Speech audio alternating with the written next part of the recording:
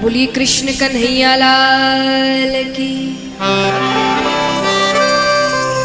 सांवरिया सेठ की,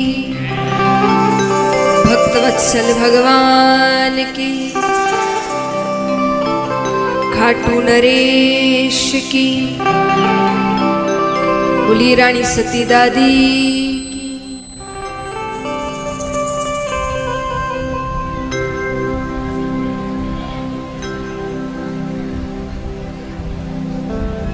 बोलिए कृष्ण कन्हैया लाल की, बीराबर जी दादी की, बालाजी महाराज की, बोलिए बाबा भूतनाथ की, श्री सुखदेव मुनि महाराज की, श्रीमद् भागवत महापुराण की।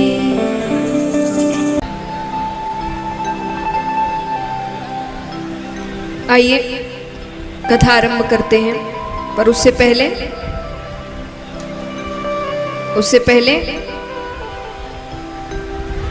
होमवर्क। बताइए कल कौन कौन सी कथाएं हुई?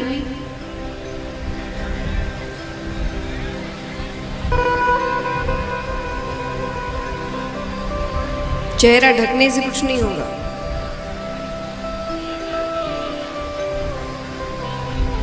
कल कौन कौन सी कथाएं हुई? प्रहलाद चरित्र और इधर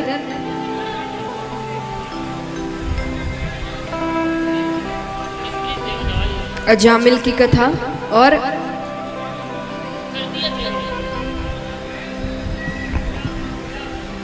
गयासुर की कथा और हो गई अजामिल की कथा।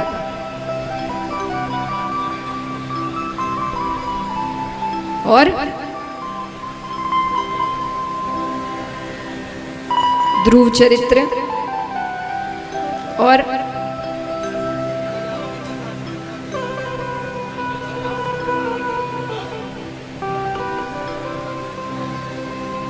ध्रुव जी के चरित्र के वंश के बारे में और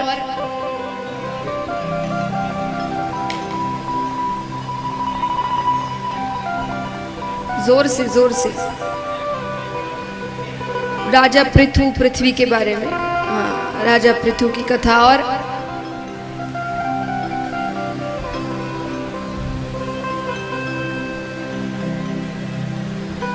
आप लोग भी कुछ बताएंगे।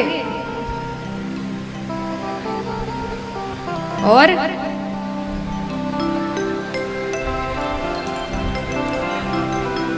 स्वर्ग और नरक के बारे में बताया गया। कितने नरक लोक हैं, क्या दंड दिए जाते हैं। तो ये सारी कथाएं हमने कल सुनी।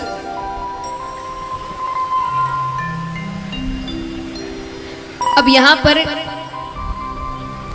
प्रहलाद जी और भगवान के बीच चर्चा हो रही है, दोनों बातें कर रहे हैं।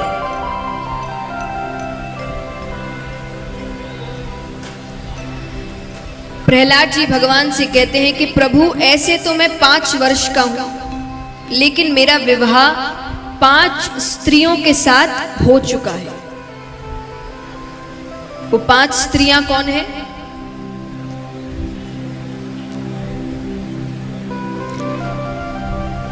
मोह माया रूपी स्त्रियां, अहंकार, भोग, आलस्य। और प्रहलाद जी कहते हैं कि मैं चाह कर भी इनसे छुटकारा नहीं पा सक रहा।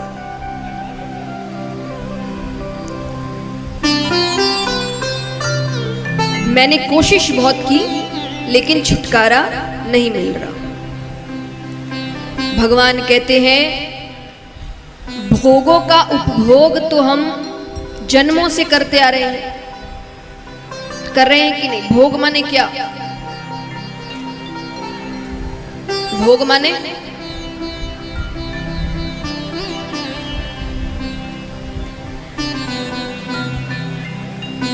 अपनी सांसारिक जरूरतें जो हम पूरी करते हैं वो सब भोग में आता है। इनसे कभी तृप्ति नहीं मिलती।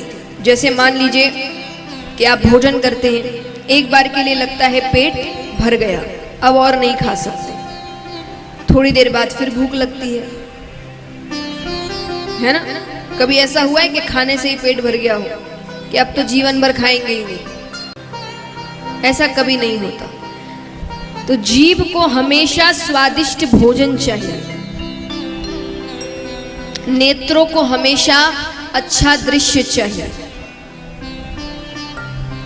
त्वचा को हमेशा अच्छा स्पर्श चाहिए, कानों को हमेशा मधुर संगीत चाहिए, नाक को हमेशा अच्छी सुगंध चाहिए। इन चीजों से तृप्ति नहीं होती। तो बोले फिर तृप्ति हो कैसे? भगवान कहते भोगों का उपभोग करते रहोगे तृप्ति नहीं होगी, उसका त्याग करना पड़ेगा।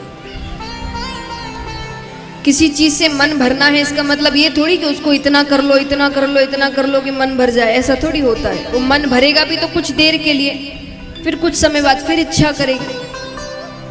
तो अगर किसी चीज को छोड़ना है, उससे तृप्त होना है, तो उसका तो त्याग करना पड़ेगा, उसको छोड़ना पड़ेगा, तब जाकर तृप्ति होगी। प्रहलाद जी कहते हैं कैसे त्याग कर दे, आपने दुनिया इतनी सुंदर बनाई है। भगवान कहते दुनिया इसीलिए थोड़ी सुंदर बनाई थी कि तुम मुझे ही भूल जाओ। मैंने तो दुनिया इसीलिए सुंदर बनाई थी कि तुम्हें मेरा भजन करने में कोई तकलीफ ना हो। मान लीजिए आप पूजा करने बैठे हैं और उसी वक्त आपके घर में मेहमान आ गए और घर का जो छोटा बच्चा है वो रोने लग गया, एक बच्चे को स्कूल जाना है, पति यहाँ पर चिल्ला रहे हैं ये कहाँ रखा है वो कहाँ रखा है। आप ढंग से पूजा कर पाएंगे? बताइए, ठीक से पूजा कर पाएंगे? वही मान लीजिए जैसे ही आप पूजा करने बैठे तो घर में बिल्कुल शांति है, छोटा बच्चा सो रहा है, एक बच्चा स्कूल गया है, पति अपना ऑफिस गए हुए हैं, एकदम शांति है। अब पूजा ढंग से कर सकते हो? बिल्कुल शांति है, आराम से बैठ के पूजा करेंगे। तो भगवान कहते हैं मैंने तुमको ये सारी चीजें इसीलिए दी कि तुम्हें मेरा भजन करने में कोई तकलीफ ना हो। तुम्हें घर दिया कि तुमको ऐसा ना लगे कि तुम्हारे सर पर छत नहीं है। तुम्हें रिश्तेदार दिए जिनके साथ तुम अपनी खुशियां बांट सको। तुम्हें परिवार दिया जिनके साथ तुम अपने दुख बांट सको। तुम्हें एक हमसफर भी दिया कि तुम्हें अकेला महसूस ना हो। तुम्हें तुम्हारी संतान दी कि तुम्हें लगे तुम्हारा अपना भी कोई परिवार है। क्या सोच करके तुम कहीं से भी दुखी ना हो। अब तुमने इन सुखों के कारणों को अपने दुखों का कारण बना लिया है, तो इसमें मेरी गलती थोड़ी है।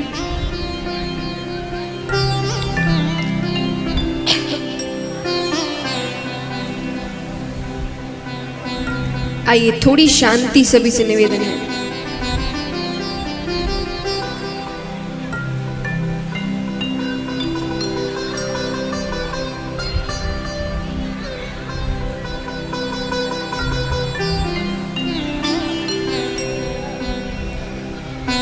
सभी शांति बनाकर रखें, बैठ जाएं।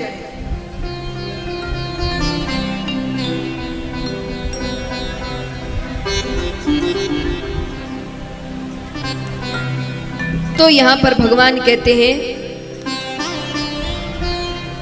कि मैंने तुमको जो दिया तुम्हारे अच्छे के लिए दिया, तुमने उसे अपने दुखों का कारण बना दिया।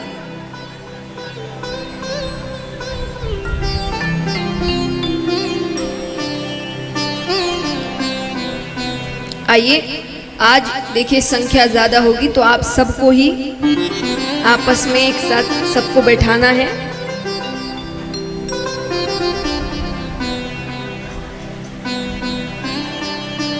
जहां जैसे स्थान मिले सब बैठिए।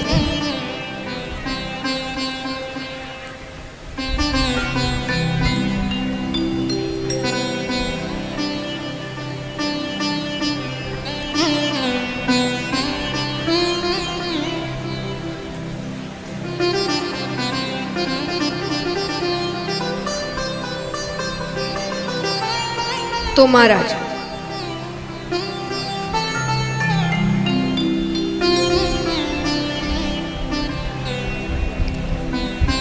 अब यहां पर भगवान यही समझा रहे हैं कि मैंने तो जो किया अच्छे के लिए किया।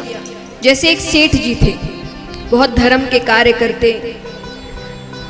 उन्हें एक बार पता चला किसी गांव में पानी की बहुत किल्लत है, महिलाओं को दूर दूर गांव पानी लेने जाना पड़ता है। तो उन्होंने उसी गांव में एक कुआं बनवा दिया। अब महिलाओं के लिए अच्छा हो गया, उनको दूर गांव पानी लेने नहीं जाना पड़ता था। कुछ दिनों बाद उसी कुएं के पास कुछ बच्चे खेल रहे थे। उसमें से एक बच्ची खेलते खेलते कुएं में गिर गई, उसकी मृत्यु हो गई। अब उसके पिताजी कहते हैं कि सेठ जी की वजह से मेरी बच्ची मरी।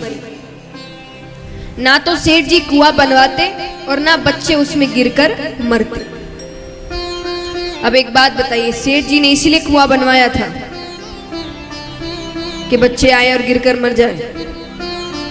गलती हमारी है कि हमने छोटे बच्चों को कुएं के पास जाने दिया। तो भगवान कहते हैं ये संसार भी एक कुएं की तरह है। यहां कितने हैं जिन्होंने कुएं से पानी निकाला है? हाथ उठाना।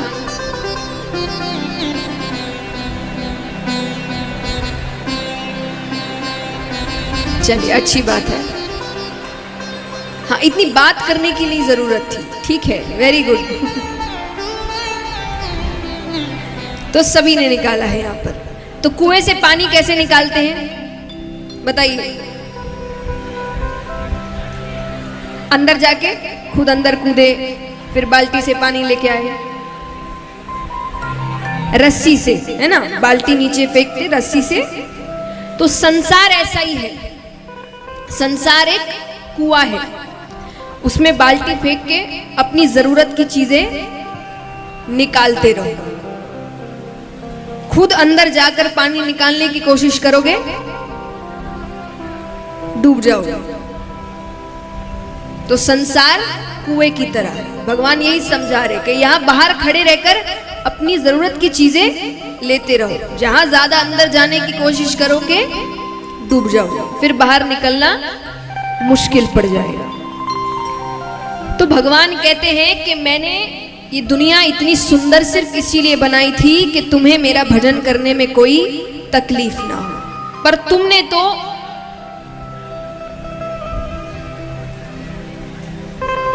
इन अच्छी चीजों को अपने दुखों का कारण बना लिया। तुम खुद को नहीं बदलना चाहते, तुम दुनिया को बदलना चाहते। पर जो खुद को नहीं बदल सकता वो दुनिया को क्या बदलेगा? हम अपना नजरिया, दुनिया बुरी नहीं है, लोग बुरे नहीं हैं, हम बुरे हैं, हमारी नजर बुरी है। कहते ना, एक चोर को हर किसी में चोर नजर आता है, और जो खुद अच्छा होता है ना उसको सब अच्छे ही लगते हैं। इसलिए कई वो कहते ना कि तुम बड़े भोले हो, तुमको, क्योंकि वो खुद भोला है ना, उसको लगता है सब अच्छे ही है, इतना बुरा थोड़ी कोई होता है। और जो खुद चोर होता है उसको हर व्यक्ति चोर ही नजर आता है। तो हम कभी अपना नजरिया नहीं बदलते। एक उदाहरण देती हूं। एक बार अकबर का नाम सबने सुना है, राजा अकबर। उनकी बेटी के पैरों में कांटा चुभ गया, कांटा चुभ गया। अब वो रो रही है, खून निकल रहा है। अब राजा की बेटी रो रही है, बहुत बड़ी बात है। तो बीरबल से उन्होंने पूछा कांटा कैसे चुभा? बोले वो नंगे पैर घूम रही थी इसीलिए। बोले अच्छा ऐसी बात है तो एक काम करो, पूरे राज्य में दरी बिछवा दो, पूरे राज्य में। मतलब आज के बाद राजकुमारी के पैरों में कांटा चुभना नहीं चाहिए, पूरा राज्य ढक दो, दरी बिछवा दो। हम सब जानते हैं कि अकबर का राज्य कितना बड़ा था। वो बीरबल सोचे इतना लाए कहां से, क्या करे क्या करे। तब उसने कहा कि पूरे राज्य में दरी बिछवाने से तो अच्छा है कि राजकुमारी के पैरों को ही ढक दिया जाए, उनके लिए जूतियां बनवा दी जाए। तो इस कहानी का अर्थ क्या हुआ कि हम हमेशा दुनिया को बदलना चाहते हैं, कि दुनिया हमारे अनुसार हो जाए, हम नहीं बदलेंगे। लेकिन अगर कुछ अच्छा करना है तो बदलना खुद को पड़ेगा। कई लोगों को मैंने कहते देखा है जो खुद चलते फिरते चीजें रास्ते में फेंकते रहते हैं, और जहां किसी रास्ते में ज्यादा गंदगी दिख जाए तो तुरंत से कह देते सरकार ने कितनी गंदगी करके रखी है, तो तुमने कौन सी सफाई रख दी? तुम भी तो थोड़ी देर पहले कचरा फेंक कर आ रहे हो। जब तक हम कुछ नहीं करेंगे तब तक कोई बदलाव नहीं आने वाला, ये याद रखना। कितना भी हो जाए, कितनी भी कोशिशें कर दी जाए, कितने भी लॉ निकाल दिए जाए, कितने भी कानून बना दिए जाए, जब तक हम कोशिश नहीं करेंगे बदलाव नहीं आएगा। हम कथाओं में भी आते हैं, आपको पता है जब आप कथा से चले जाते हैं यहाँ पर कितना कचरा होता है, कितना कुछ फेंका हुआ होता है। एक बात बताइए, अपने घर के मंदिर में कचरा फेंकते हो? चलते फिरते मंदिर में कचरा डाल के चले गए, करते हो? ये जगह क्या है? 7 दिन के लिए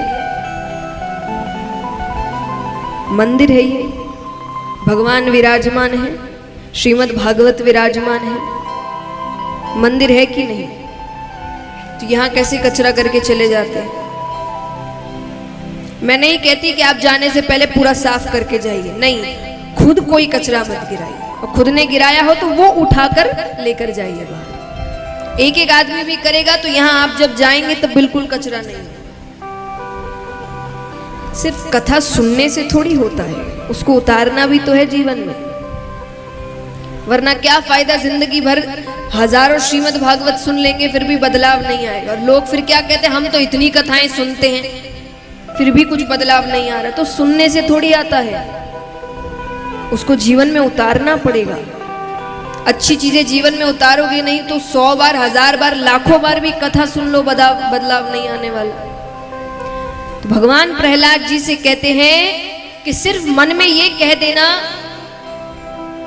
कि मुझे इन भोगों से तृप्ति चाहिए, ये बोलने से कुछ नहीं होता, उसके लिए कुछ करना पड़ता है। भगवान कहते हैं सत्संग करना पड़ता है। जो सत्संगी होते हैं ना, जो असली सत्संगी होते हैं, उनसे आप बहुत कुछ सीख सकते हैं। अच्छे सत्संगी कभी भी अपने कारण कहीं पर विवाद नहीं होने देते, कहीं कुछ गलत नहीं होने देते, जबरदस्ती की नफरत नहीं पैदा करते। तो सत्संग अगर जीवन में बदलाव लाना है, कल्याण करवाना है, मोक्ष चाहिए तो सत्संग करना पड़ेगा। ये खास करके मैं पुरुष वर्ग के लिए कहूंगी, क्योंकि ये काफी पूजा पाठ करते हैं, और पुरुष वर्ग में मैंने कईयों को कहते हुए सुना है कि हम ज्यादा पूजा नहीं करते, हम काम करते हैं, पत्नी पूजा करती है, उसका पुण्य हमें मिल जाता है, 1% भी नहीं मिलता। देखिए, पुण्य मिलना और आपके काम होना दो अलग बातें हैं। मान लीजिए उन्होंने आपके किसी काम के लिए पूजा रखी और वो काम हो गया, तो वो काम हुआ है, आपको पुण्य कुछ नहीं मिला, ऊपर कुछ लेकर नहीं गया। पुण्य आपको आपके किए हुए सत्संग से मिलता है। पता चला दोनों ऊपर जाएंगे, पत्नी स्वर्ग जा रही होगी, आप भी पीछे पीछे जाएंगे, भगवान पीछे से सत्संग सिर्फ उसने किया था, तुमने नहीं। तो इसीलिए अगर आपको कल्याण करवाना है तो सत्संग भी आपको ही करना पड़ेगा। मैंने कहा था ना कि किस किस को स्वर्ग जाना है, कितनों को स्वर्ग जाना है यहाँ पर, तो मरना पड़ेगा उसके लिए। खुद के मरे बिना स्वर्ग भी नहीं मिलता, तो स्वर्ग चाहिए तो सत्संग करना पड़ेगा। कुछ चीजों में बदली नहीं चलती, बदली यानी आपके बदले कोई और कर ले, ये नहीं चलता। पहली चीज भोजन, ऐसा हो सकता है कि हम कह दे भाई मुझे तो जरूरी काम है, मेरे बदले का भोजन कर लो, तो आपका पेट भर जाएगा। शादी, कोई कह दे अरे मेरी जरूरी मीटिंग है, फेरे तुम ले लो, मैं फिर आ जाऊंगा, हो सकता है ऐसा। मृत्यु, मेरे घर में शादी है, तुम मेरे अच्छे दोस्त हो ना, मेरे बदले मर जाओ, कोई करेगा? वैसे ही सत्संग, सत्संग में भी बदली नहीं चलती। तो महाराज भगवान प्रहलाद जी को यही समझाते हैं कि मैंने ये दुनिया सुंदर सिर्फ इसीलिए बनाई थी कि तुम्हें मेरा भजन करने में कोई तकलीफ ना हो। अब तुम इसका दुरुपयोग कर रहे हो, इसमें मेरी गलती नहीं है। मैं सिर्फ राह दिखा सकता हूं, हाथ पकड़कर चला नहीं सकता तुम्हें।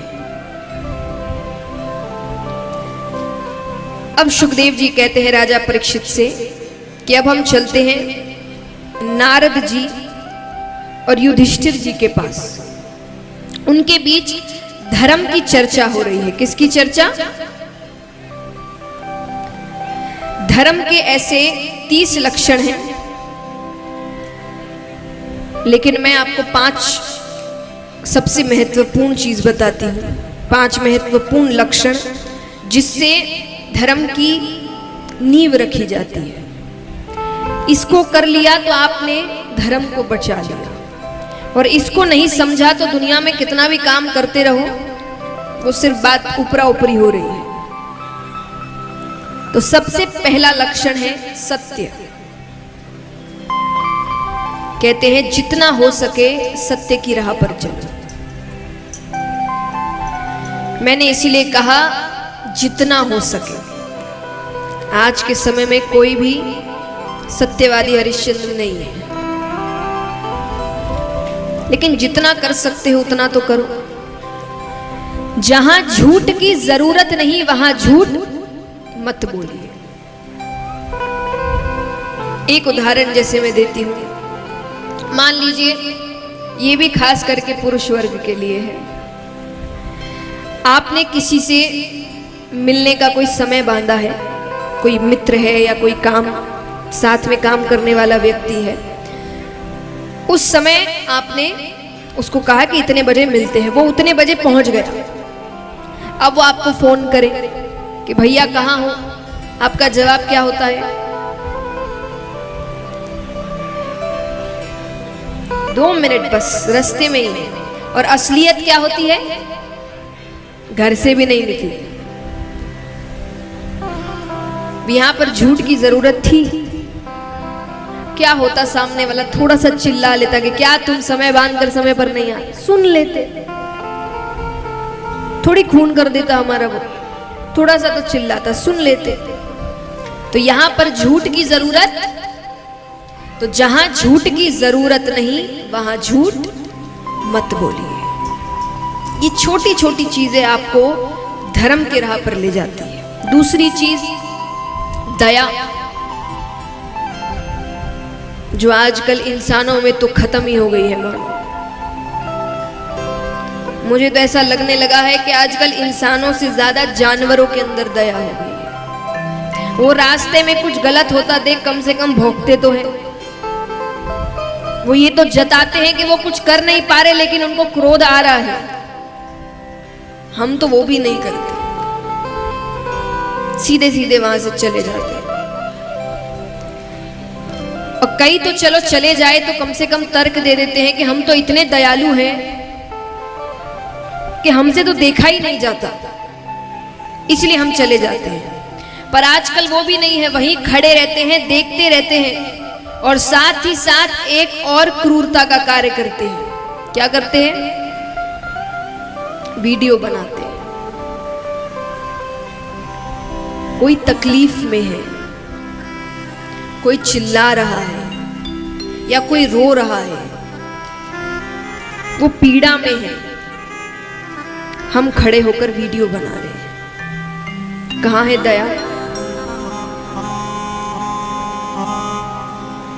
मैं नहीं कहती अपनी जान को जोखिम में डाल के मदद करो, नहीं, सबको अपनी जान बहुत प्यारी है।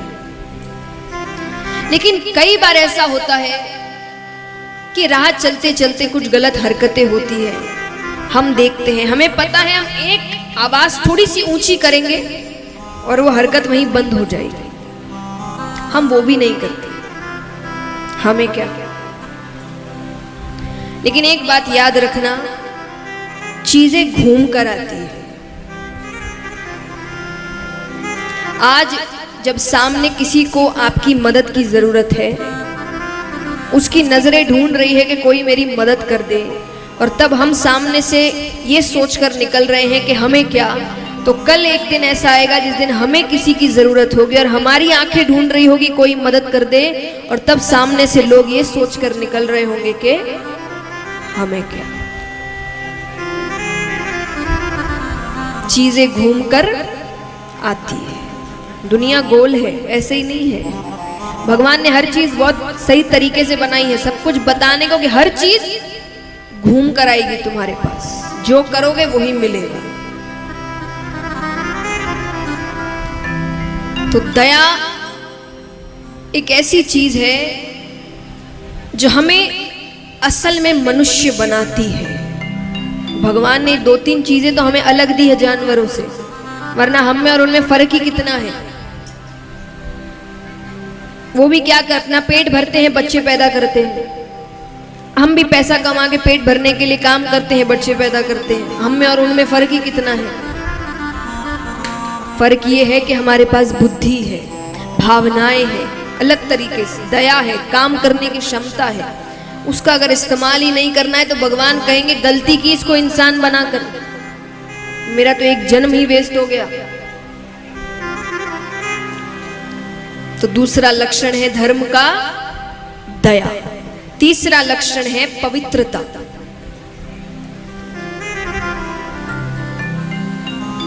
जितनी पवित्रता होती है उस घर में उतनी लक्ष्मी आती है, हर रूप में।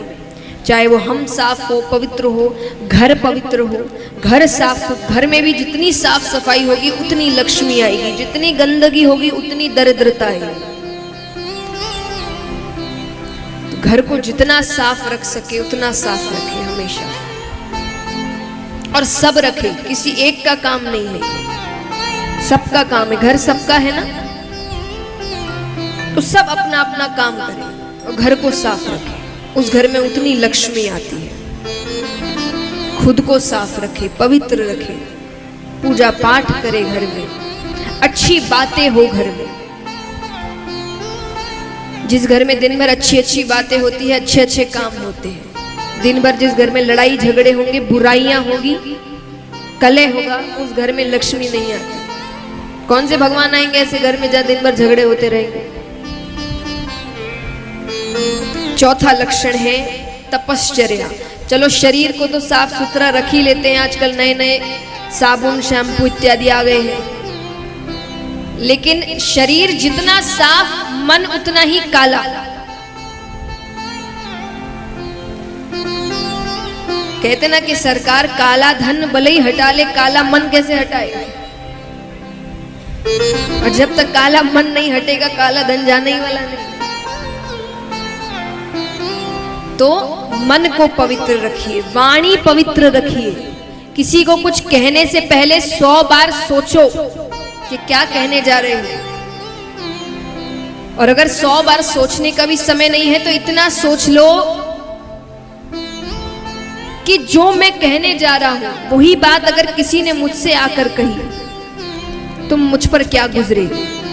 और अगर आपको लगे मुझे तो अच्छा नहीं लगेगा तो सामने वाले से भी वो बात मत कहना, क्योंकि थप्पड़ अमीर को मारो कि गरीब को, लगता दोनों को ही जोर से है। ऐसा नहीं है कि अमीर को मारने से जोर की लगती है और गरीब को तो आदत है, दोनों को जोर से ही लगती है। तो इसीलिए मन, वाणी, विचार ये पवित्र रखें। और 5वां लक्षण है तितिक्षा। भगवान जो भी दे उसको प्रसाद समझकर ग्रहण करो, क्योंकि वो जो करते हैं हमारे अच्छे के लिए करते हैं। मैं आपको एक छोटी सी कहानी सुनाती हूँ। शायद इस कहानी को सुनने के बाद आप अपने जीवन में दुखों को या संकटों को एक अच्छी नजर से देखें। एक माता है, उनका बच्चा मोहल्ले में कई बच्चों के साथ खेल रहा है। बच्चे खेलते ही हैं मोहल्ले में, बड़े प्यारे लग रहे हैं। उसको मन कर रहा है कि बच्चे इतने प्यारे लग रहे हैं, मैं सभी बच्चों को एक एक चॉकलेट दूं। क्या दूं? चॉकलेट, मिठाई या टॉफी, कुछ भी। वो दे सकती है? बताइए, वो दे सकती है? हाँ या ना?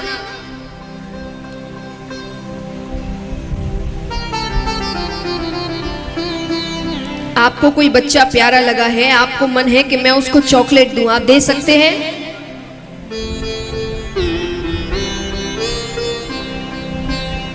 हाँ या ना बोलिए, दे सकते हैं कि नहीं? हाँ, तो दे सकते हो। उसने सबको चॉकलेट दे दी। अब वो घर के काम काज में लग गई। अब यहाँ पर कुछ देर बाद वो फिर देखने आती है कि बच्चे क्या कर रहे हैं। जैसे ही वो आई तो बच्चे शैतानी कर रहे थे, बहुत बदमाशी। और बदमाशी माने उसको गुस्सा आ रहा है कि कैसी हरकतें कर रहे हैं बच्चे। उसको इतना गुस्सा आया कि उसका मन किया सभी बच्चों को खींच के एक थप्पड़ मारो। वो सबको थप्पड़ मार सकती है, किसको मार सकती है? सिर्फ अपने बच्चे को।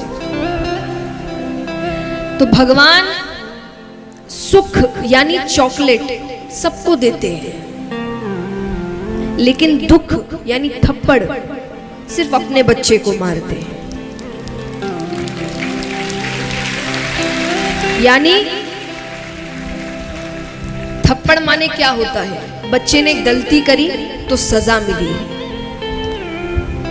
इसीलिए तो माँ बाप मारते हैं ना, कि नहीं, माँ बाप सोचते बोर हो रहे हैं, चलो बच्चे को मारते हैं।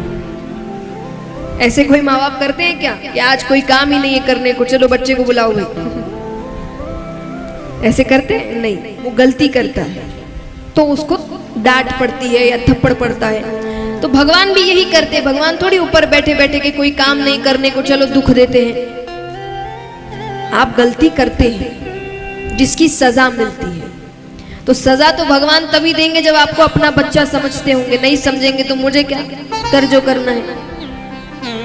तो अगली बार जब भी दुख आए तो ये समझना कि भगवान ने कम से कम अपना बच्चा तो समझा। कोई ना कोई तो गलती करी थी जिसकी सजा मिली है मुझे। तो उस समय ये सोचना कि गलती कौन सी करी मैंने, क्या गलती हुई जिसकी सजा मुझे आज मिल रही है। तो ये पांचवा लक्षण है धर्म का, तितिक्षा। यानी भगवान जो भी दे उसको प्रसाद समझकर ग्रहण कर। इस प्रकार नारद जी और युधिष्ठिर जी के बीच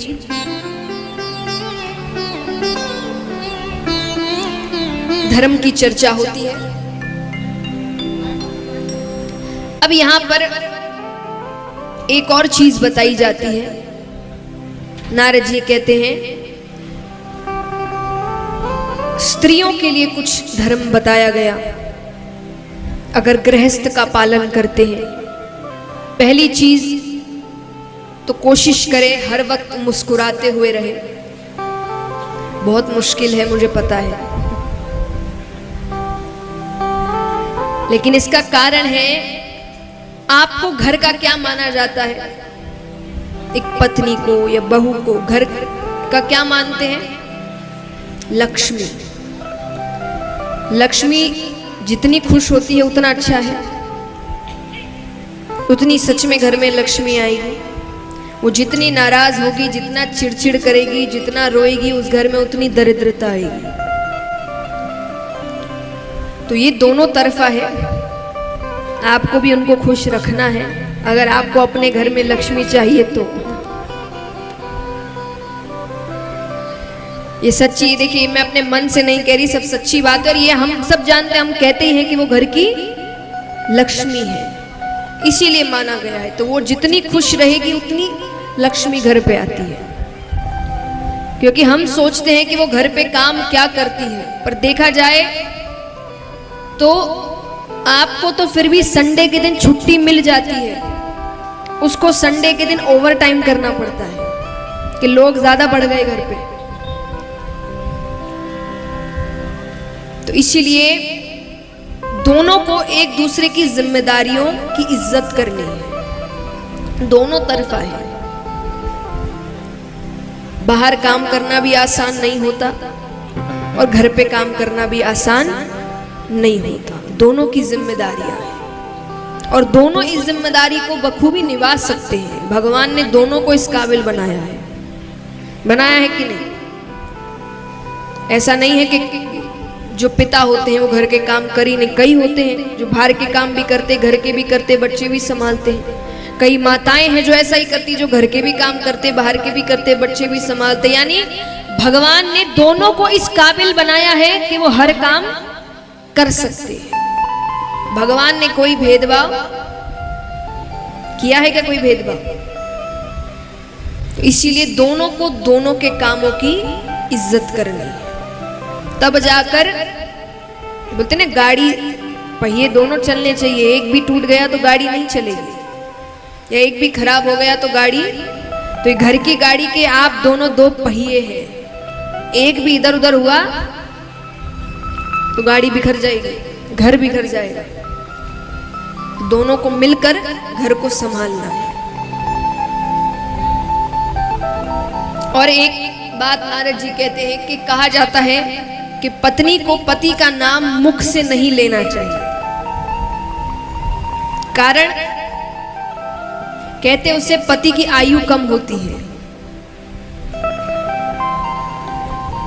आजकल नहीं मानते, और देखिए सब हर चीज मानने पर आती है, फिर भी लेकिन गांव इत्यादि में आज भी नाम नहीं लिया जाता। और उसका कारण यही, आप कोई और नाम से बुला सकते हैं,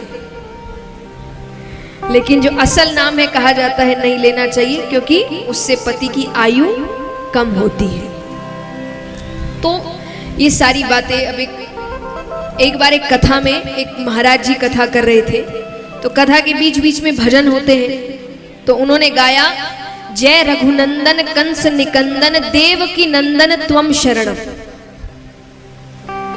अब सामने एक महिला बैठी थी, अपनी जेठ जी की पुत्री चंपा के साथ आई थी। अब वो बैठी है, सब भजन गा रहे हैं, पर वो भजन गा नहीं रही। आसपास वाले भी देख रहे हैं कि सब गा रहे, ये क्यों नहीं गा रही? असल में उसके पति का नाम था देवकी नंदन। अब वो गा नहीं रही, महाराज जी की भी नजर पड़ गई। महाराज जी ने उनको देखते हुए कहा तुम भी गाओ। अब उसे लग रहा है अब तो महाराज जी ने भी मुझे देख लिया, वो क्या करे उसे समझ नहीं आ रहा। उसकी नजर चंपा पर पड़ती है, वो गा रही है। उसने उसको देखकर गाना शुरू किया जय रघुनंदन कंस निकंदन चंपा के चाचा त्वम शरण।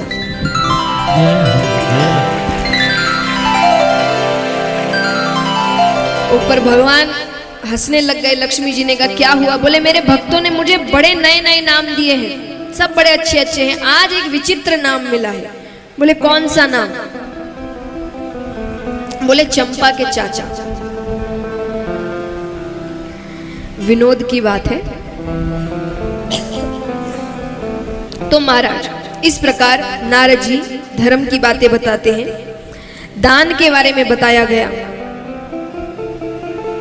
राजा परीक्षित ने पूछा, हम सभी जानते हैं दान करना चाहिए, पर कब करना चाहिए, कैसे करना चाहिए, किसको करना चाहिए?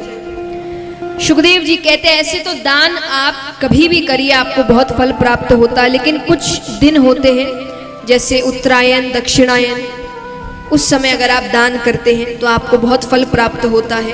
अक्षय तृतीया के दिन अगर आप दान करें आपको बहुत फल प्राप्त होता है।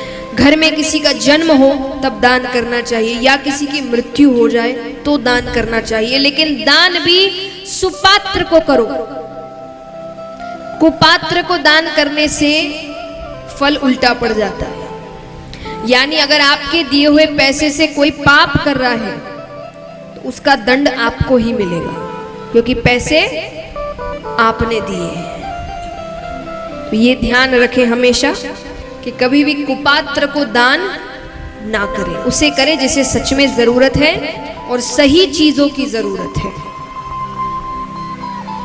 वरना दंड हमें ही मिलता है। अब यहां पर राजा परीक्षित पूछते हैं कि प्रभु मुझे ये बताइए कि कभी ऐसा हुआ है कि किसी पशु को भगवान ने दर्शन दिए हो?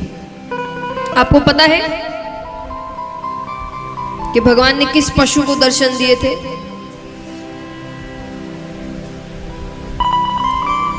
त्रिकूट नामक एक पर्वत था, उसके पास एक सरोवर बहता था।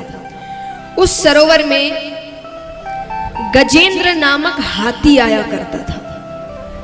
हाथी भी कैसा?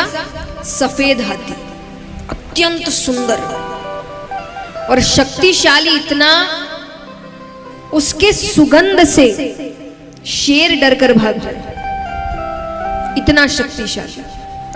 वो अपने परिवार के साथ क्रीड़ा करने आता है, बच्चे हैं, पत्नी है, तो अब सब खेल रहे हैं। कभी वो सूंड में पानी भर के बच्चों में फेंके तो बच्चे कूदने लग जाए, कभी पानी लेकर वो कभी पत्नी पर फेंके तो पत्नी शर्मा जाए।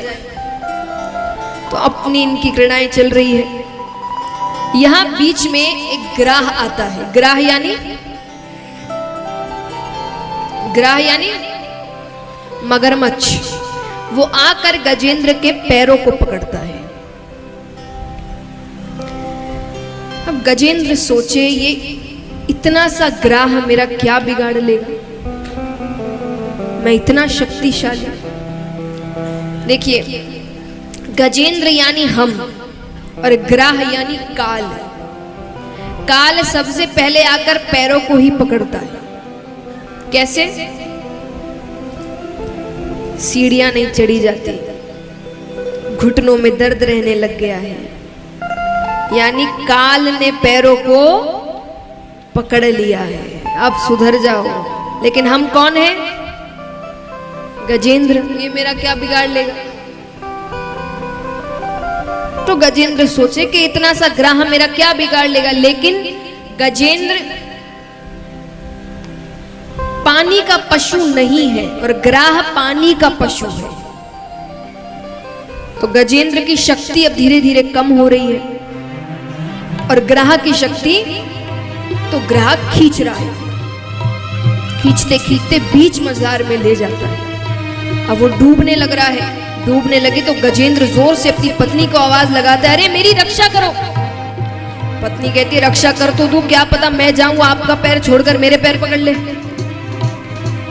मैं नहीं आ सकती। अरे वो बच्चों से कहता है, तुम तो मेरी रक्षा करो, तुम्हारे लिए मैंने क्या नहीं किया, अपने सपने छोड़ दिए तुम्हारे सपने पूरे करने के लिए। बच्चे कहते हैं, पिताजी चिंता मत करिए, आपके जाने के बाद सब काम अच्छे से करेंगे, कोई कमी नहीं रखेगी। रिश्तेदारों से, मित्रों से, सबसे आवाज लगाता है। कौन कौन अपनी जान जोखिम में डाल के सहायता करे?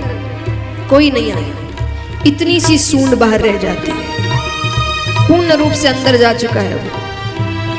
तब वो आवाज लगाता है, हे परम पिता परमेश्वर मेरी रक्षा करो, हे द्वारिका के नाथ मेरी रक्षा करो, हे द्वारिकाधीश मेरी रक्षा करो।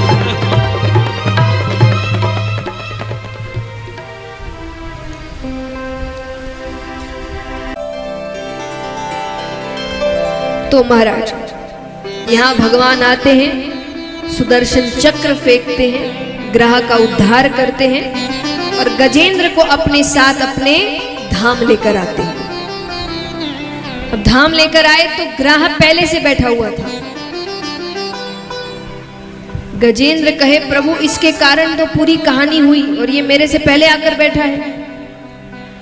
भगवान कहते हैं, ऐसे तो इसे नरक लोक ही जाना था, लेकिन जब इसने मेरे भगत के ही चरण पकड़ लिए तो मुझे इसे अपने धाम ही लेकर आना पड़ा।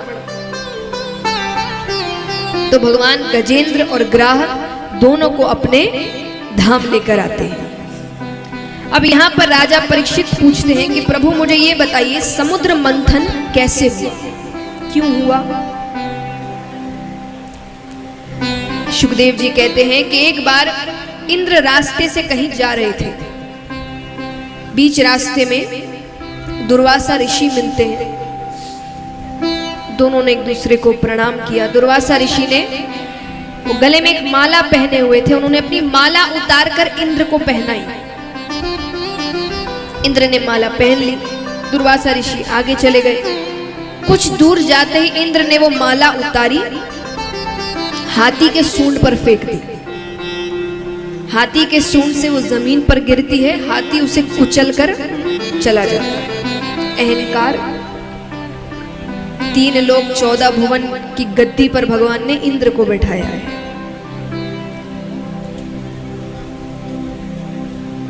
जब कहते ना धन दौलत नाम शोहरत मिले तो कोई बिरला ही होता है जिसकी बुद्धि भ्रष्ट नहीं होती, वरना एक बार के लिए तो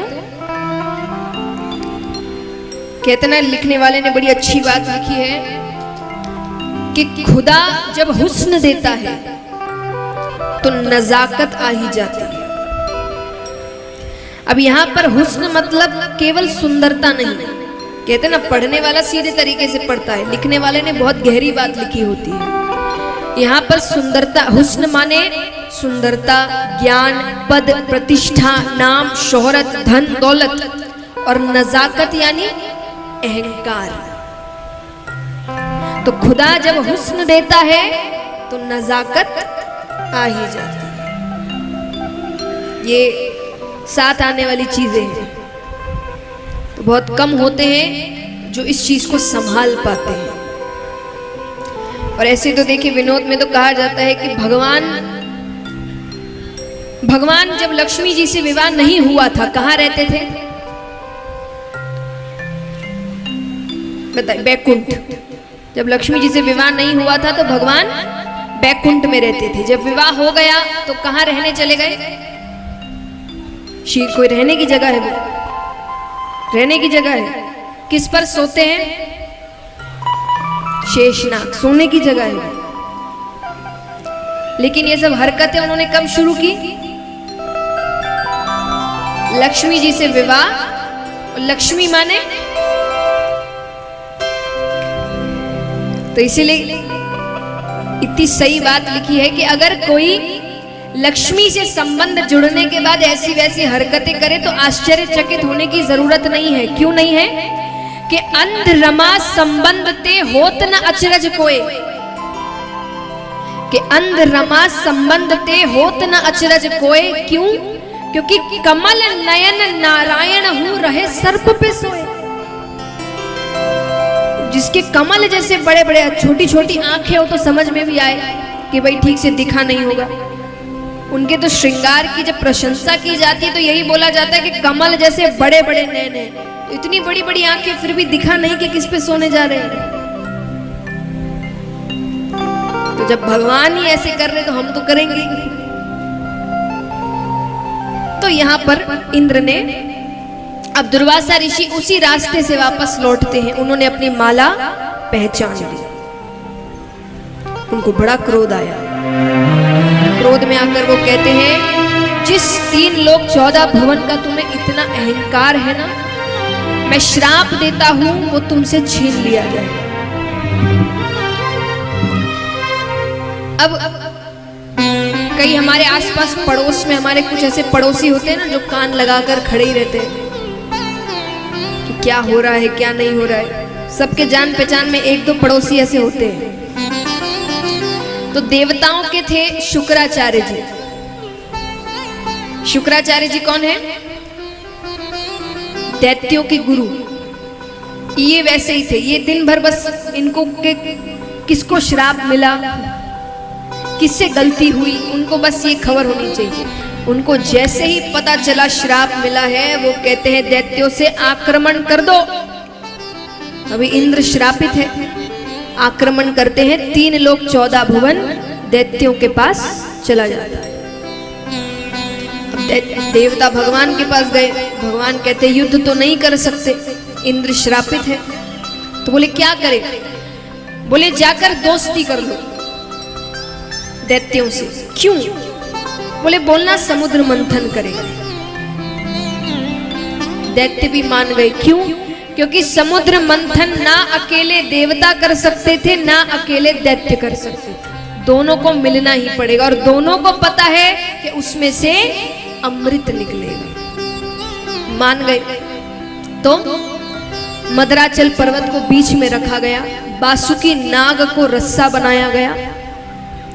अब यहां पर देखिए, दैत्य शक्तिशाली बहुत है, मूर्ख है, बुद्धि बिल्कुल नहीं है।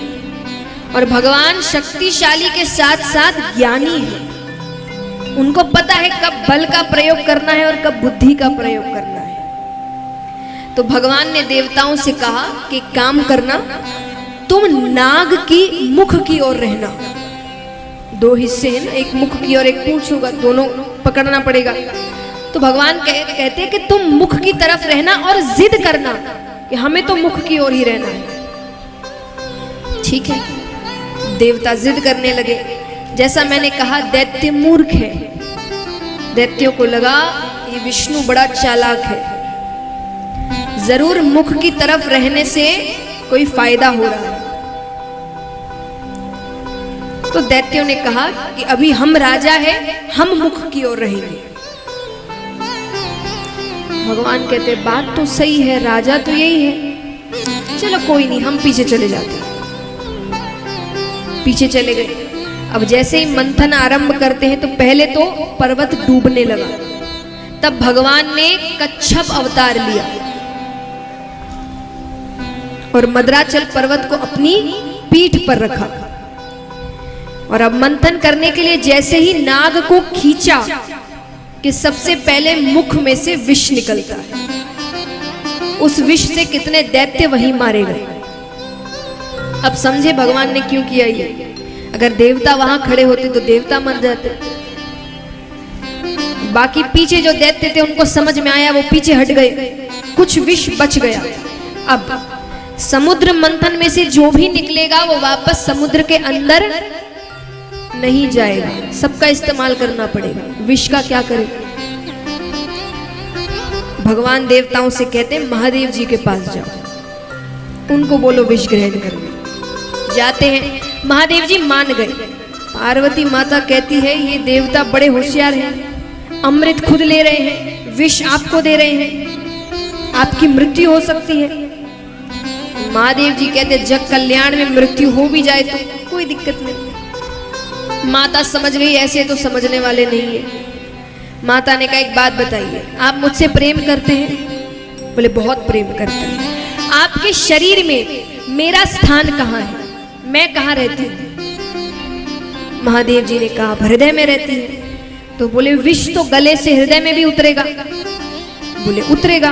बोले तो मेरी भी मृत्यु हो जाएगी, आप पर पत्नी हत्या का कलंक लगेगा। महादेव जी कहते नहीं नहीं। महादेव जी कहते मैं विष को गले से नीचे उतरने ही नहीं दूंगा। तो उन्होंने विष को गले पर ही रोक लिया। तब से उनका नाम पड़ा नीलकंठ। बोलिए नीलकंठेश्वर महादेव की। तो महाराज इस प्रकार महादेव जी विष ग्रहण करते हैं। अब यहाँ पर मंथन किया जा रहा है। मंथन में कई चीजें निकलती है, कामधेनु गाय, उच्च श्रेवा घोड़ा, लक्ष्मी माता भी बाहर आती है। लक्ष्मी माता समुद्र मंथन में से ही आई थी, हाथ में वरमाला लिए हुए। अब वरमाला लेकर आई तो सब तैयार होकर खड़े हो गए। देवता खड़े हैं, दैत्य खड़े हैं, कई ऋषिगण भी आ गए। माता सबके सामने से गुजर रही है, भगवान पीछे खड़े हैं। उनको पता है क्या होना है। भगवान कहते तुम कर लो, तुमको जो करना है। सब तैयार होकर खड़े हैं। माता पहले देवताओं के सामने से गई। माता कहती है ज्ञानी है, शक्तिशाली है, लेकिन अहंकारी है, इनमें घमंड बहुत है। चली गई। दैत्यों के सामने आती है, शक्तिशाली है लेकिन मूर्ख है, ज्ञान बिल्कुल नहीं है। चली गई। ऋषिगणों के सामने से आती है, शक्तिशाली है, ज्ञानी है, अहंकारी भी नहीं है, लेकिन क्रोधी है। क्रोध बहुत है इनके अंदर, बहुत जल्दी गुस्सा आता है। सब खत्म हो गए। तब भगवान सामने आते हैं। ज्ञानी है, बलशाली है, सरल है, सौम्य है, मधुर है, कितनी तारीफ करूं। और लक्ष्मी माता विष्णु भगवान के गले में वरमाला डाल देती है। बोलिए लक्ष्मी नारायण भगवान की। इस प्रकार विष्णु भगवान और लक्ष्मी माता का विवाह होता है। अब उसके बाद उसमें से अमृत निकलता है। अमृत के लिए दोनों लड़ने लगे। तब भगवान ने मोहिनी रूप ग्रहण किया। भगवान इतने सुंदर लग रहे हैं। कहते हैं कभी भी सुंदरता के पीछे नहीं दौड़ना, गुणों के पीछे दौड़ना, क्योंकि सुंदरता के पीछे दौड़ने वाले कई बार अमृत छोड़ देते हैं। दैत्य मोहिनी रूप को देखकर अमृत को भूल गए। कामी है वो, और भगवान के पीछे पीछे पीछे पीछे। तो भगवान ने यहां पर उनको तो मदिरापान करा दिया और यहां देवताओं को अमृत पिला रहे। लेकिन उसमें से एक दैत्य, राहु नामक दैत्य ने भगवान को पहचान लिया, तो वो छिप कर देवताओं की श्रेणी में खड़ा हो गया। भगवान ने गलती से उसे भी अमृत पिला दिया। जब तक भगवान को पता चला, भगवान ने सुदर्शन चक्र फेंका, सर धड़ अलग कर दिया, लेकिन तब तक अमृत ने अपना काम कर दिया था। तब से वो दो दैत्य बने, राहु और केतु। अब यहां पर दैत्य क्रोधित हो जाते हैं, युद्ध के लिए ललकारते हैं, लेकिन हार जाते हैं क्योंकि देवता अमृत पी चुके हैं।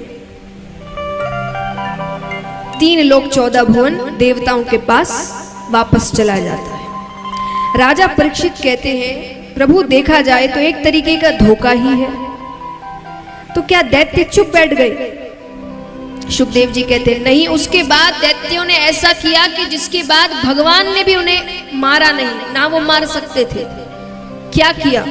बोले वो धर्म की राह पर चलने लगे। दैत्य सत्य की राह पर चलने लगे, पूजा पाठ करने लगे, यज्ञ आदि इत्यादि करने लगे।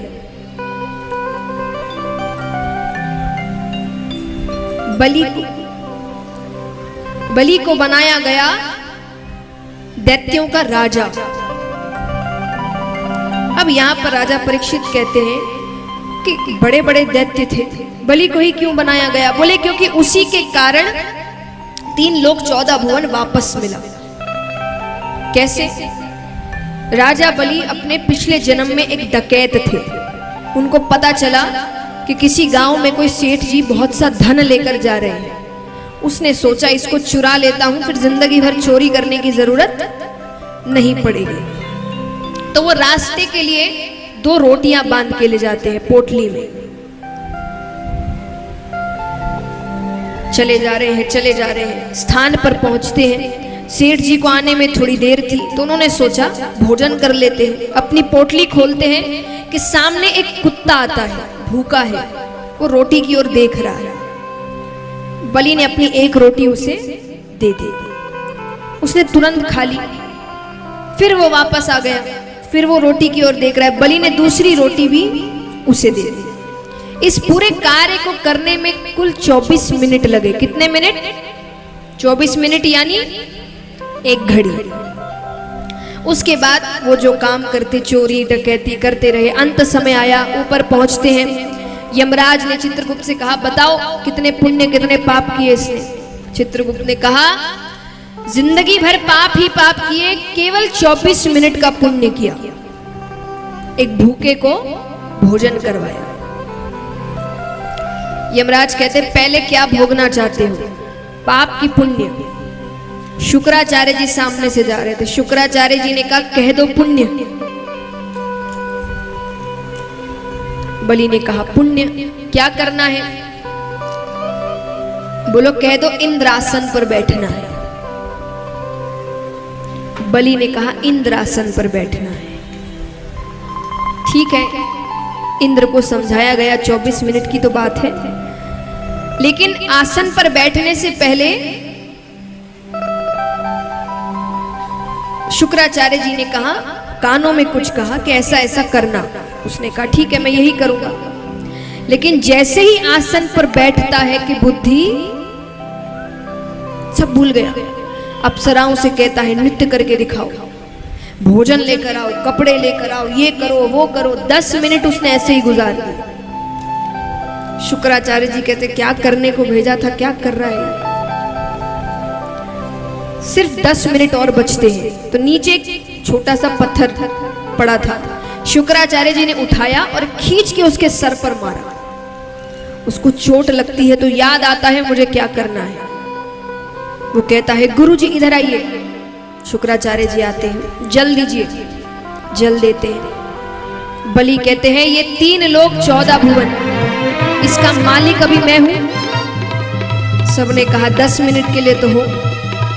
तो बोले ये 3 लोग 14 भुवन मैं अपने गुरुजी को दान में देता हूं।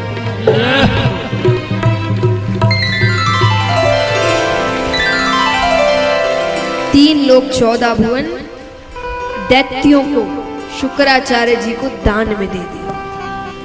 इसीलिए बलि को दैत्यों का राजा बनाया गया। अब यहां पर एक बहुत बड़ा यज्ञ करने जा रहे हैं बलि शुक्राचार्य जी के साथ। अदिति माता, मैंने कल आपको दिति के वंश के बारे में बताया था। दिति दैत्यों की माता है और अदिति देवताओं की। वो भगवान के पास जाती है कि मेरे बच्चों को उनका स्थान वापस दीजिए। तो उनकी प्रार्थना सुनकर भगवान उनके यहाँ वामन अवतार ग्रहण करते हैं। भगवान बटुक रूप लेते हैं, छोटे से भगवान, और सीधा राजा बलि के पास जा रहे हैं जहां वो यज्ञ हो रहा है। भगवान को आने में थोड़ी देर हो गई। बलि ने दान इत्यादि कर दिया था और वो यज्ञ में बैठ चुके थे। लेकिन अब भगवान को तो उनको उठाना है, आवाज लगानी है। तो भगवान उनको बुला रहे हैं, क्या कहकर।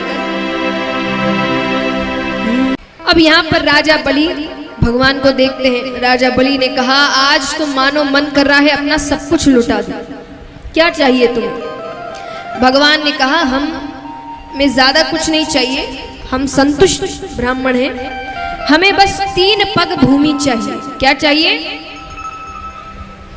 3 पग। अरे बलि कहे एक तो तुम्हारे पैर छोटे से, तुम खुद छोटे से, 3 पग भूमि में कितना मिल जाएगा। तुम कहो मैं तुम्हें अपना आधा राज्य दे दूं। भगवान कहते नहीं, हम तो संतुष्ट ब्राह्मण हैं, हमें बस 3 पग भूमि चाहिए। शुक्राचार्य जी कहते बार बार 3 पग भूमि, 3 पग भूमि, ये बात कुछ और है। वो नेत्र बंद कर कर देखते हैं तो सामने साक्षात भगवान विष्णु खड़े हैं। अरे शुक्राचार्य जी कहते हैं बलि से कि मना कर दो। अरे ये विष्णु है, 3 पग भूमि में तुम्हें कंगाल कर देगा। बलि कहे इससे बड़ी बात और क्या हो सकती है कि जो इस पूरी दुनिया का मालिक है वो मुझसे मांगने आया है। दी मैंने 3 पग भूमि। ये बात कहते ही भगवान अपना आकार बढ़ाने लगे। बढ़ते बढ़ते बढ़ते बढ़ते भगवान ब्रह्मांड तक चले जाते हैं। पहला पैर रखते हैं, पूरी धरती नाप लेते हैं। दूसरा पैर रखते हैं, पूरा ब्रह्मांड नाप लेते हैं। यानी 2 पैरों में ही भगवान को सब कुछ मिल गया। भगवान कहते अब तीसरा पैर कहां रखूं। बलि ने कहा एक बात बताइए, दान बड़ा कि दानी बड़ा, बताओ कौन बड़ा, दान बड़ा कि दानी बड़ा। दानी। तो बलि कहते तो तीसरा पैर मुझ पर रखिए। भगवान अपना तीसरा पैर राजा बलि के ऊपर रखते हैं। तो महाराज इस प्रकार भगवान वामन अवतार ग्रहण करते हैं। अब यहाँ पर सुखदेव जी कहते हैं कि राजन मैं तुम्हें एक वंश के बारे में बताता हूँ। इस वंश में राजा नवग हुए, राजा नाभाग हुए, राजा अम्बरीश हुए। राजा अम्बरीश विष्णु भगवान के बहुत अच्छे भक्त हुए। उनकी छोटी सी कथा आती है कि उन्होंने एकादशी का व्रत रखा था। नदी में स्नान करने जाते हैं, वहां पर उनकी भेंट दुर्वासा ऋषि से होती है। उन्होंने दुर्वासा ऋषि से कहा कि मैंने आज व्रत रखा है और शाम को व्रत खोलने के लिए मैंने कई ब्राह्मणों को भोजन पर बुलाया है। तो मैं चाहूंगा कि आप भी जरूर पधारें, और अगर आप पधारेंगे तो फिर मैं व्रत आपके आने के बाद ही खोलूंगा। दुर्वासा ऋषि ने कहा ठीक है, अभी तो समय है, हम भी अपनी पूजा पाठ करके आते हैं। राजा अम्बरीश चले गए। यहाँ पर वो अपनी पूजा में लीन हो गए, उनको समय का पता ही नहीं चल रहा। धीरे धीरे समय बीतता जा रहा है, शाम हो गई, रात होने को आ रही है। वहां सारे ब्राह्मण पहुंच गए।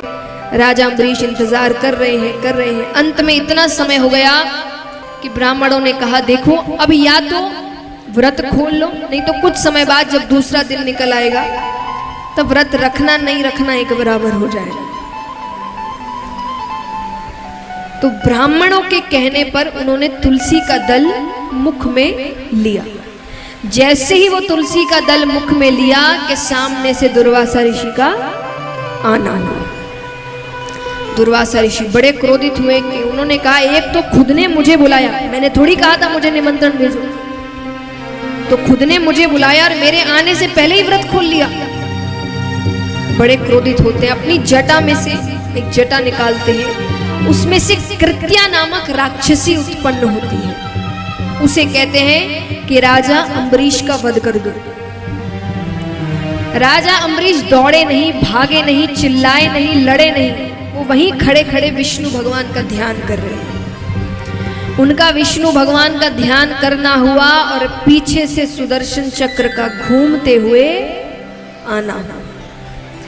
कृत्या का तो वध वो सुदर्शन चक्र करे ही, उसके बाद वो चक्र दुर्वासा ऋषि के पीछे जाए। वो दुर्वासा ऋषि दौड़ते दौड़ते दौड़ते विष्णु भगवान के पास जाते हैं। अरे वो कहते अपने चक्र को रोकिए। भगवान कहते मैंने थोड़ी भेजा जो मैं रोकूं।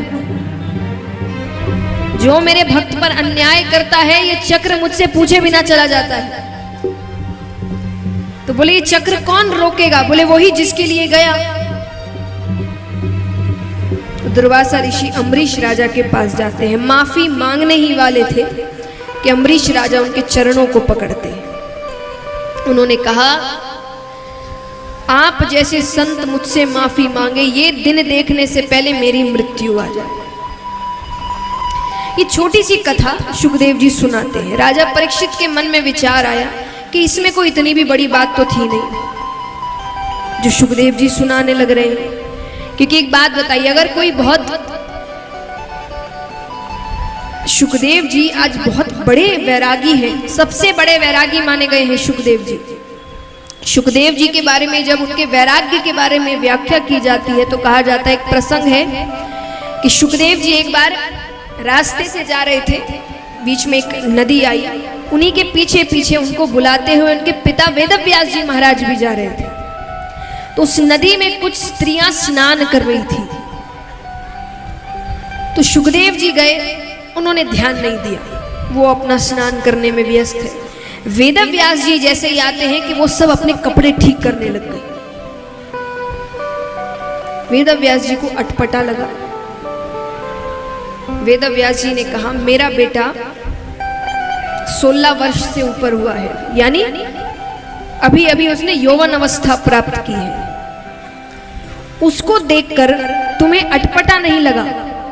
और मैं जो तुम्हारे पिता से भी बड़ी उम्र का हूं, मुझे देखकर तुम्हें अटपटा लग रहा है?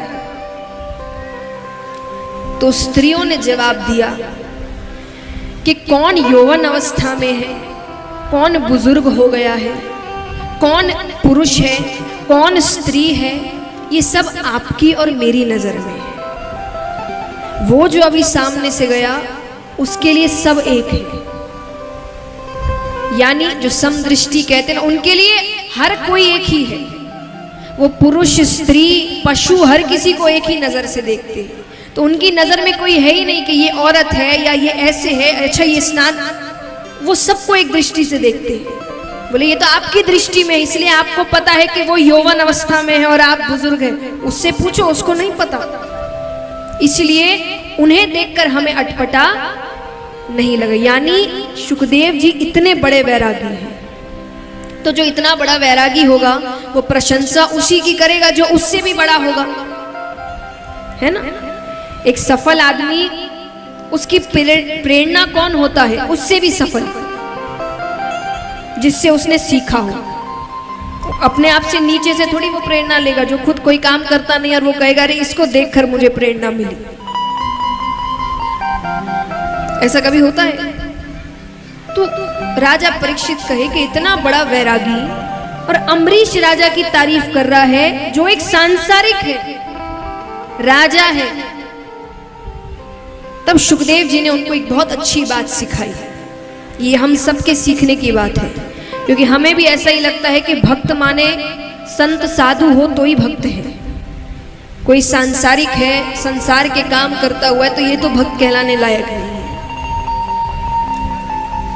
एक बात बताइए,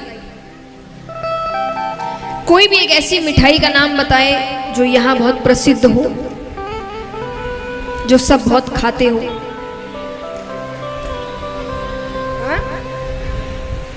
आपके जिस स्थान की, मेरे स्थान की तो मैं बता सकती हूँ, लेकिन आप लोग खाते हो।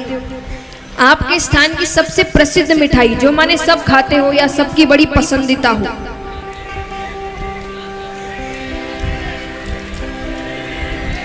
जलेबी। अच्छा, जलेबी सब कौन कौन खाता है? यहाँ पे हाथ उठाना। इतने खुश मत हो, ये खिला नहीं रहे हैं आप। यानी सबको बहुत पसंद है।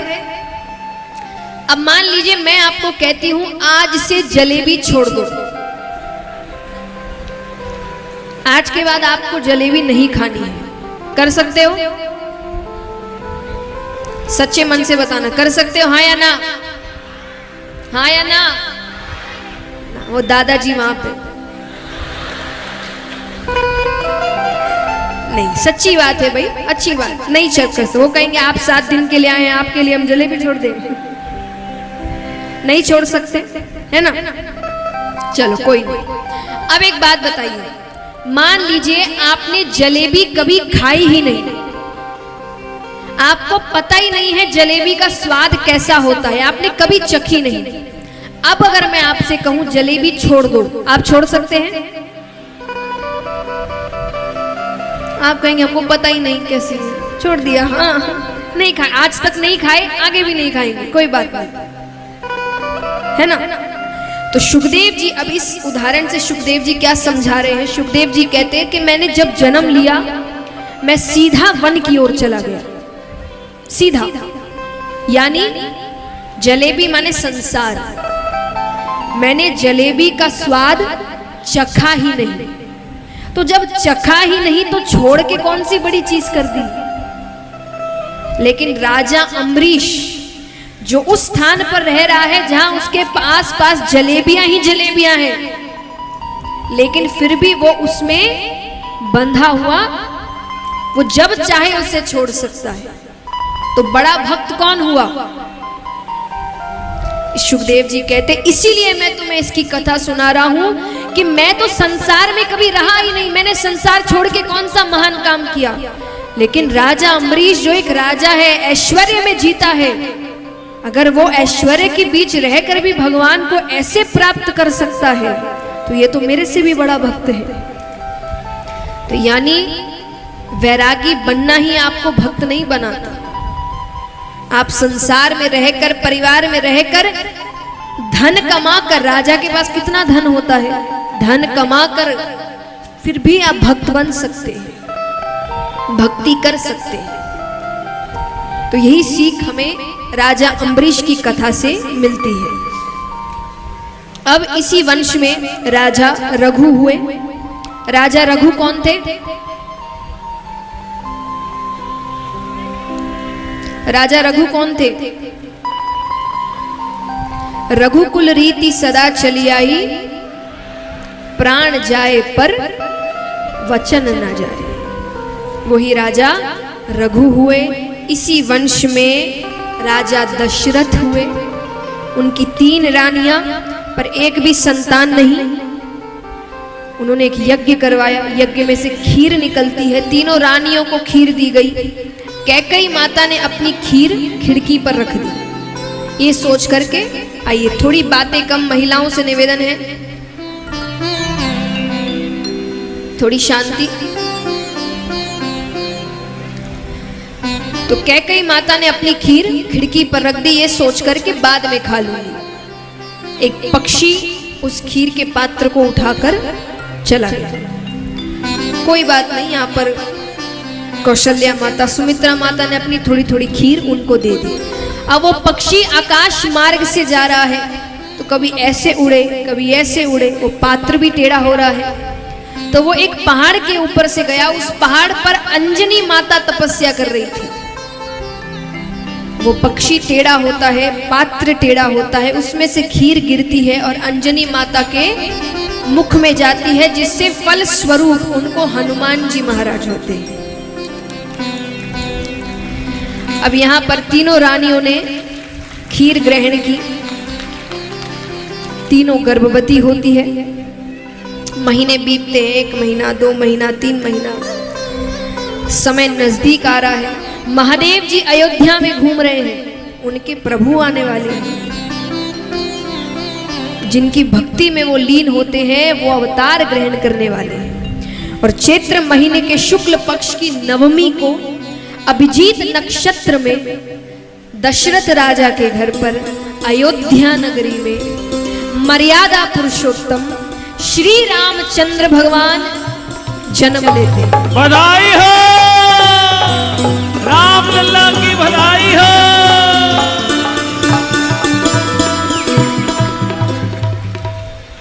आइए सभी मिलकर बधाई बांटते हैं। ये भजन सभी को आता होगा।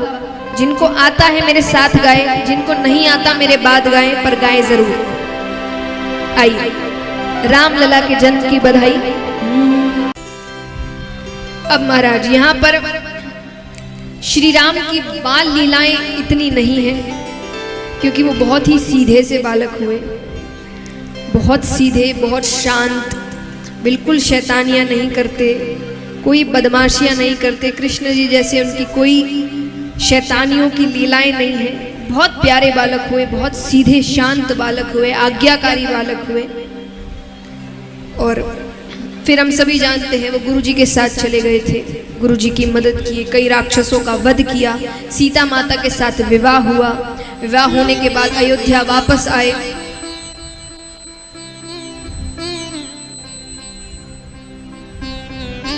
अयोध्या में आने के बाद जब उनको राज सिंहासन मिलने वाला था, उससे ठीक पहले कैकेयी माता अपने 2 वचन मांगती है। क्या मांगती है? भरत को राज सिंहासन और श्री राम को वनवास।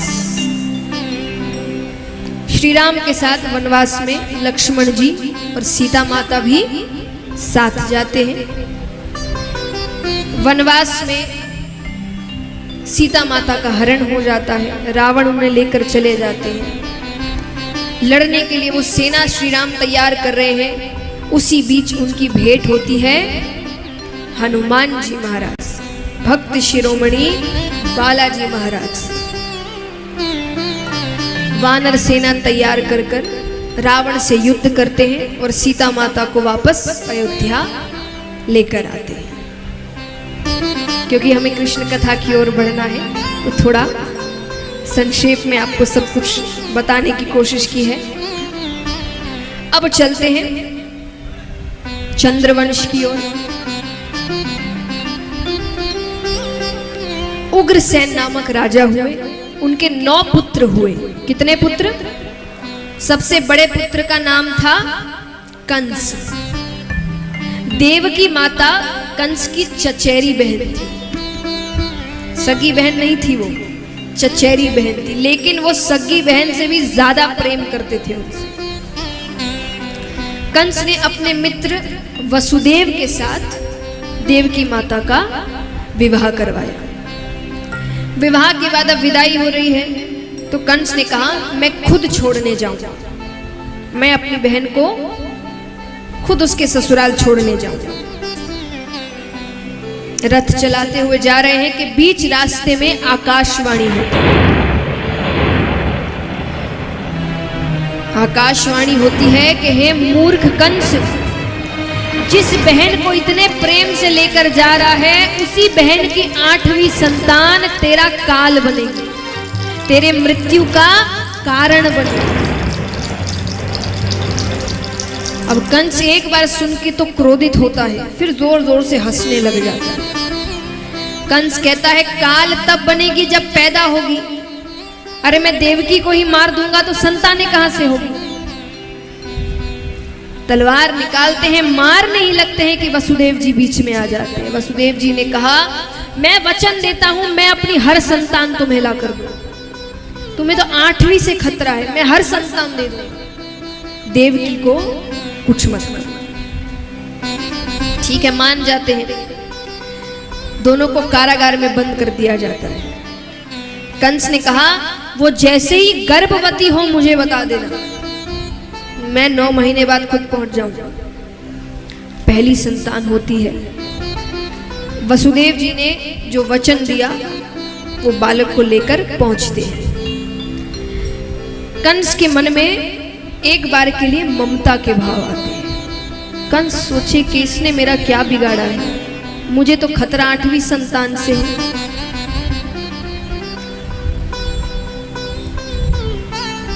अब यहाँ पर नारद जी को लगा कि अगर इसके मन में ममता के भाव आ गए तो भगवान जन्म कैसे लेंगे। क्योंकि देखिए ऐसा नहीं है कि कंस ममता के भाव आए तो अब वो अच्छा हो गया, नहीं, उसको ममता के भाव सिर्फ इसीलिए आए क्योंकि उसकी बहन का बच्चा है। ऐसे वो दयालु नहीं है, वो है पापी। तो नारद जी ने कहा कि यहाँ भी उसको ममता नहीं आनी चाहिए, क्योंकि अगर यहाँ आ गई तो भगवान जन्म नहीं ले पाएंगे। तो नारद जी आते हैं कंस के पास। नारद जी कहते हैं कमल का पुष्प लेकर आते हैं। कंस ने कहा ये क्या है, बोले जरा देखकर बताना इसकी पहली पत्ती कौन सी और 8वीं पत्ती कौन सी। इधर देखो, इधर यहीं आएंगे घूम के।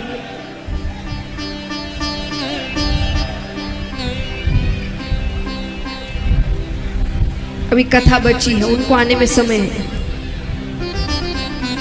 तो यहाँ पर नारद जी ने कहा कि पहली पत्ती कौन सी और 8वीं पत्ती कौन सी। कंस गिनने लगते। कंस कहे यहाँ तो हर पत्ती पहली और हर पत्ती 8वीं। तो बोले उसी प्रकार तुम्हें क्या पता कि विष्णु ने कैसी गिनती करी हो, क्या पता उसने उल्टी गिनती करी हो और पहली संतान ही 8वीं संतान हो। तब कंस को समझ आता है। कंस कारागार के अंदर जाते हैं, बालक को उठाते हैं और उसकी हत्या कर देते हैं। पहली संतान, दूसरी संतान, तीसरी संतान, चौथी संतान, 5वीं संतान, 6ठी संतान, 6 संतानों को कंस मारते हैं। 7वीं संतान को भगवान देवकी माता के गर्भ से ही रोहिणी माता के गर्भ पहुंचा देते हैं। जो कौन से बालक हुए? बलराम जी। सबको लगता है गर्भ नष्ट हो गया। अब बारी आती है 8वीं संतान। मौसम ही अलग है। पहला महीना गुजरता है, दूसरा महीना गुजरता है, सावन का महीना आता है, ये मोटी मोटी बूंदें बरस रही है, मोर नृत्य कर रहे हैं, आइए प्रभु जल्दी आइए। सब बड़े प्रसन्न हैं। जितनी गौ माताएं हैं वो आवाज लगा रही है, अरे आइए प्रभु, गैयाओं को चराने वाला आने वाला है, गोपाल आने वाला है, गैयाओं को पालने वाला आने वाला है।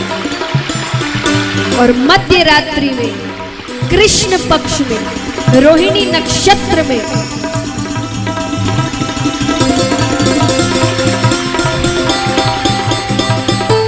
मथुरा में कारागार के अंदर छोटे से प्यारे से श्री कृष्ण जन्म लेते हैं।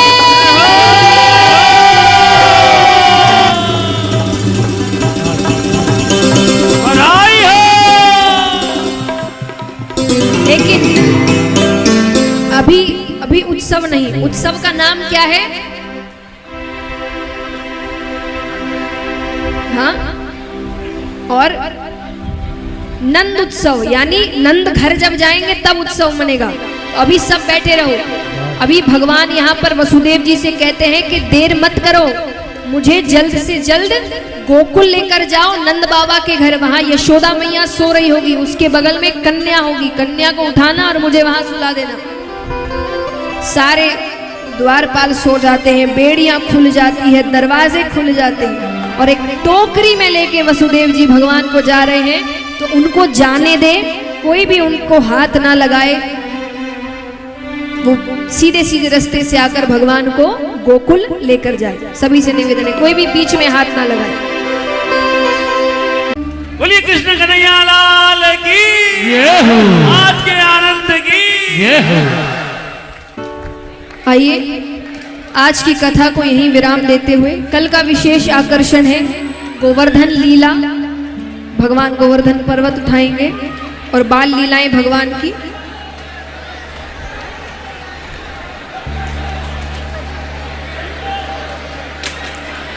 कल का समय थोड़ा जल्दी है, कल 1 बजे का समय कथा के लिए दिया गया है, तो सभी से निवेदन है समय पर पधारें।